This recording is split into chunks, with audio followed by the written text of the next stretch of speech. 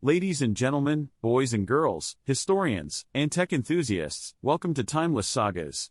Today, we're going to take a dive into the history of a device that has revolutionized the way we live, work, and communicate. Yes, you've guessed it right, we're talking about the history of the personal computer. As I spin this tale, I want you to imagine yourself in ancient Egypt, where the first computing device, the abacus, was invented. Now, fast forward a few millennia, and we find ourselves in the 19th century, where a brilliant mathematician named Charles Babbage set the ball rolling for the modern computer by designing the first mechanical computer, the analytical engine. Although Babbage's invention never saw the light of day, it laid the foundation for the electronic computers that would come later. But, let's not get ahead of ourselves. Before we go any further, I want to tell you the story of two dudes who changed the game for personal computers. These guys are none other than Bill Gates and Paul Allen, the co-founders of Microsoft. They were the ones who took a look at the IBM machines that were dominating the market and thought to themselves, hey, we can do better. And boy, did they deliver. Now, let's go back to the late 1970s. Computers were still massive, expensive, and not meant for the average person. It was in this era that the Apple II, one of the first highly successful mass-produced personal computers, was introduced by Steve Jobs and Steve Wozniak. The Apple II was a game-changer, but it was still expensive and not accessible to everyone. So, what happened next?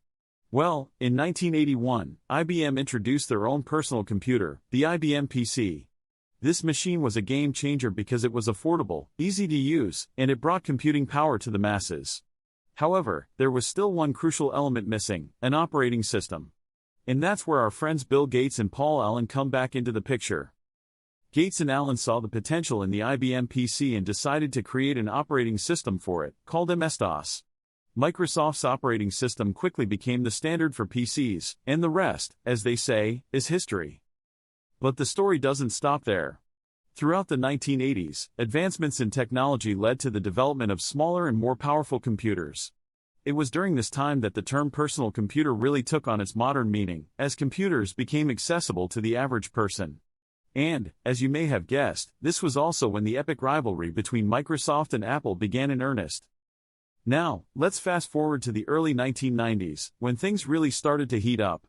The introduction of the World Wide Web, thank you, Sir Tim Berners-Lee, changed the game once again, as personal computers became crucial tools for accessing information and communicating with others around the world. In the 1990s, we also saw the rise of portable computers, or laptops, which allowed people to take their work with them wherever they went. These early laptops were often bulky and expensive, but they paved the way for the sleek, powerful devices we know today. Throughout the 2000s and 2010s, the personal computer continued to evolve at a rapid pace. We saw the introduction of devices like tablets and smartphones, which blurred the lines between computers and mobile devices. And we can't forget the rise of social media, which has made computers even more crucial for communication and connection. Now, here we are, in the present day, where personal computers come in all shapes and sizes. We have smartphones that are more powerful than the computers that sent astronauts to the moon, and we have tiny, affordable devices like the Raspberry Pi that can be used for a wide range of purposes. But what does the future hold for personal computers? Well, that's a question that's difficult to answer. With advancements in artificial intelligence, virtual reality, and quantum computing, it's hard to say exactly what the personal computer of the future will look like. But one thing's for sure, the personal computer will continue to play a crucial role in our lives for the foreseeable future. So, there you have it, folks. The history of the personal computer, from the humble abacus to the powerful devices we use today. We've come a long way, and it's fascinating to think about what lies ahead.